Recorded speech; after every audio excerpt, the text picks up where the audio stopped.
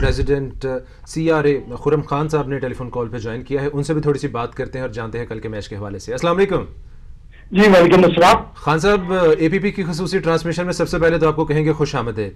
कल पाकिस्तान और भारत के दरमियान एक ऐसा मैच खेला जाएगा जिस हवाले से हर तरफ बाज़गश्त हो रही है, गली कूचे, दफ्तर, घर, स्कूल, कॉलेज, यूनिवर्सिटी, हर जगह अगर कोई बहस है तो वो यही है कि कल का मैच कौन जीतेगा। आपकी क्या राय है?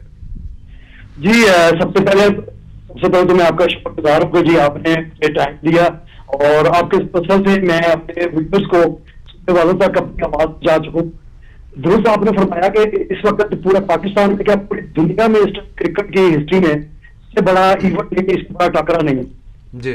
स्कूल, कॉलेज, दफ्तर, घर, मार्केट, हर जगह क्रिकेट का ही चर्चा है। कल के दिनों में तो हमारे बिजनेसमैन है, मार्केट वो बिल्कुल सुनसान हो जाएगी जैसे इंडिया पाकिस्तान का मैच स्टार्ट होगा। तो इंशाल्लाह पाकिस्तान लास्ट मैच विन किया पाकिस्तान ने 48 ईयर्स के बाद पाकिस्तान ने हाईएस्ट वर्ल्ड कप का स्कोर चेज किया है। बिल्कुल 344। बिल्कुल ऐसे ही। उसमें हमारे बैट्समैन, हमारे हीरो मोहम्मद रिजवान, असद शफीक जैसे और हमारे जो प्लेयर्स हैं उनके ऊपर बड़ी उम्मीदें व्यवस्था है। और इसके लिए बाबर के लिए भी दुआ गो है कि बाबर का अभी तक बैट जो है ना वो अपने जिस स्टाइल से वो खेलता है और जो बैट उनकी आग निकालता है, रंजे निकालता है, वो अभी तक नहीं चल रहा।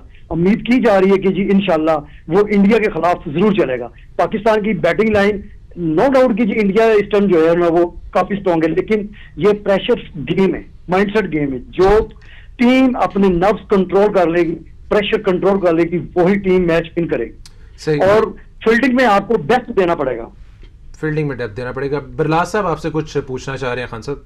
अच्छा खान साहब, आपसे अमार बरलास मेरा नाम है जी, और आपसे सवाल है क्योंकि आप एक क्रिकेट एक्सपर्ट भी हैं, कोचिंग भी की है, तो मैं सिर्फ ये पूछना चाह रहा हूँ आपसे कि आपने कहा कि बाबर का बल्ला नहीं चला बिल्कुल ठीक कहा, बाबर का बल्ला कल उम्मीद रखते हैं कि चले। अच्छा, आप क्या समझते हैं कि कल पाकिस्तानी टीम में कोई तब्दीली करनी चाहिए या वही टीम जो जीत के आई है उसी को कंटिन्यू करना चाहिए? देखिए, मेरा ख्याल है कि कल जो लास्ट मैच हम खेलें, हमारा विनिंग कॉम्बिनेशन बनता है, उसमें बिल्कुल भी चांस नहीं लेना चाहिए कि जी कि आप किसी भी प्लेयर को चेंज करें। हाँ, अलबत्ता एक थोड़ा सा स्पेस बनता है इमामुल हक का, वो एक कह रहे हैं कि मेरा इशारा भी इसी तरफ था कि आप इसको कि इमाम की जगह अगर कल फखर को चांस दिया जाए, क्योंकि उनके बारे में मशहूर है, मेरे नज़दीक तो नहीं लेकिन लोग समझते हैं कि जी वो बड़े मैच का प्लेयर है। तो आप क्या समझते हैं कि कल अगर उनको चांस दिया जाए तो वो कोई दिखा सकते हैं अपना? बड़ा साहब, आपने अपने सवाल का खुद ही जवाब दे दिया। आपने कहा कि फखर पे मैं नहीं समझता लेकिन अवाम कहती है।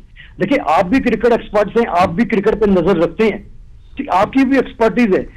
अनफॉर्चुनेटली ठीक है, वो हमारा प्लेयर है, हम उसके तहे दिल से कदर करते हैं, लेकिन पिछले लास्ट मैचों की अगर उसका रिकॉर्ड निकाला जाए तो पाकिस्तान के लिए अभी तक उनकी वो रनजे नहीं बन सकी, उनका बैट नहीं चल सका जैसे चलना चाहिए।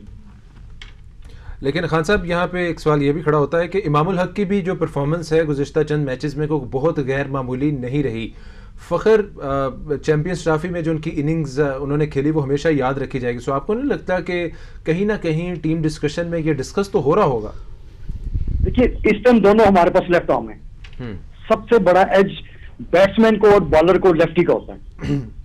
अब ये बहुत ही एक मुश्किल और क्रिटिकल सवाल आपने किया है कि फखर को चांस देना चाहिए या इमामुल हक को चांस देना चाहिए।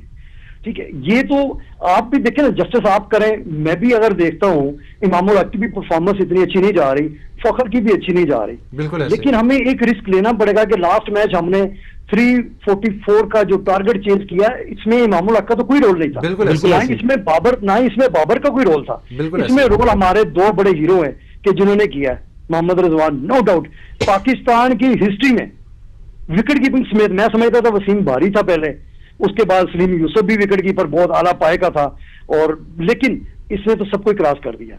अच्छा, क्रैम्स भी उसके आए हैं, उसके बाद वो गिरे भी हैं, मेडिकल ट्रीटमेंट भी ली है, फिर उसके बाद उन्होंने थोड़ा सा बीच में अपने खुद इंटरव्यू में बताया कि थोड़ा सा ड्रामा भी करना पड़ता है।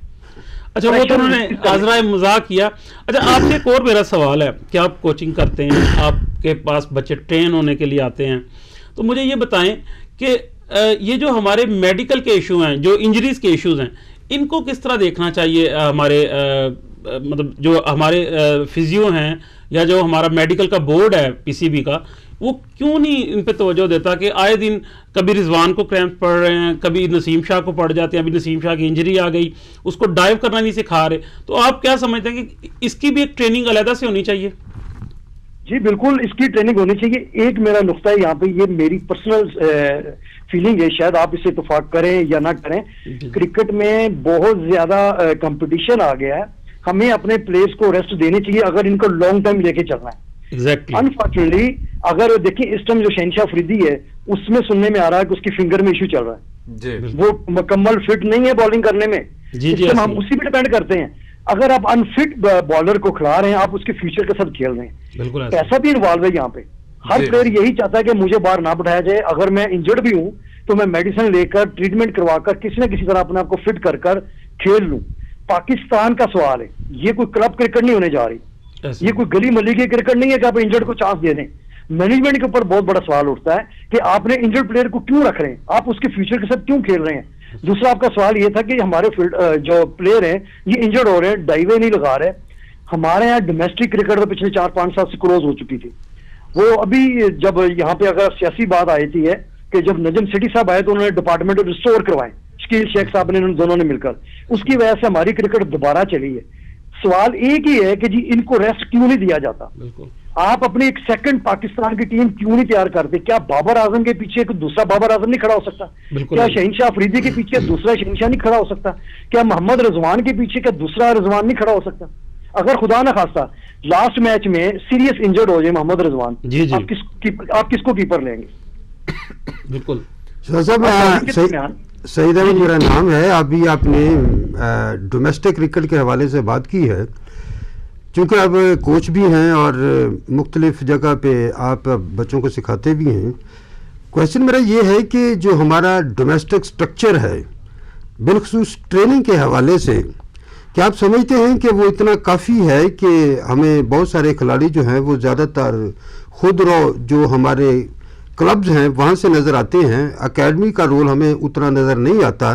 तो एकेडमी क्या होनी चाहिए, क्या उस पर जो है वो कोई स्ट्रक्चर खड़ा होना चाहिए, उसका तरीकाकार क्या हो और उसको हम कैसे बेहतर कर सकते हैं कि ये जो इश्यूज आ रहे हैं हमें टेक्निकल टाइप के, इनको हम साथ साथ रिमूव करते जाएं। सही साहब, मैं आपकी बात में बहुत वजन है। अगर इस पे अगर देखा जाए तो शायद काफ़ी जो अकेडमियाँ चलाने वाले हैं मेरी बात से इत्तेफाक ना करें। मेरे पास क्लब में काफी ऐसे बच्चे आए हैं कि जिनका अंडर 19 सीजन गुजर गया। क्यों? कि उनके जो कोचेज हैं उनसे मंथली जो पैसे लेते हैं वो अपनी सिर्फ इनकम के लिए वो प्लेयर को आगे क्लबों में नहीं जाने देते। मेरे ख्याल में क्लब क्रिकेट में बच्चे को 14 साल में एंट्री आज पड़ जानी चाहिए। अंडर 16 रीजन होती है, अंडर 19 भी रीजन होती है। अंडर 19 एक शॉर्टकट है पाकिस्तान खेलने का। जब बच्चे का 19 साल से वो ऊपर चले जाता है उसको फिर क्लब क्रिकेट में भेज देती है। मैं एकेडमी से इत्तेफाक नहीं करता, बच्चे को हमेशा क्लब में आना चाहिए तो ताकि वो मैचेस भी खेले। डोमेस्टिक क्रिकेट जो है वो आपको सिर्फ क्लब से मिलेगी ना कि एकेडमी से मिलेगी। सही, यानी कि डोमेस्टिक क्रिकेट को भी प्रायोरिटी देनी चाहिए। खान साहब आपने हमारा पूरी दुनिया का इंफ्रास्ट्रक्चर जो है ना डोमेस्टिक क्रिकेट के ऊपर डिपेंड करता है। जब तक आपके क्लब आबाद नहीं होंगे उस वक्त पाकिस्तान को क्या दुनिया को कोई बड़े से बड़ा प्लेयर नहीं मिल सकेगा। हमेशा क्लब क्रिकेट से ही बनता है, फ्रेंडली मैचों से ही आपके लड़के पॉलिश होते हैं, उन्हीं से आपको ट्रेन किया जाता है, वहीं से आपने बॉलर निकालना, वहीं से आपने बैट्समैन निकालना। ये हमारी डोमेस्टिक क्रिकेट 5 साल से क्लोज थी। पिछले कुछ साल 1.5 साल आपने हमारे लिए वक्त निकाला, आपके वक्त का बहुत बहुत शुक्रिया। हम कोशिश करेंगे कि कल पाक भारत मैच के दौरान भी आपको टेलीफोन कॉल के जरिए ट्रांसमिशन में शामिल किया जाए। आपके वक्त का बहुत बहुत शुक्रिया। Thank you so much.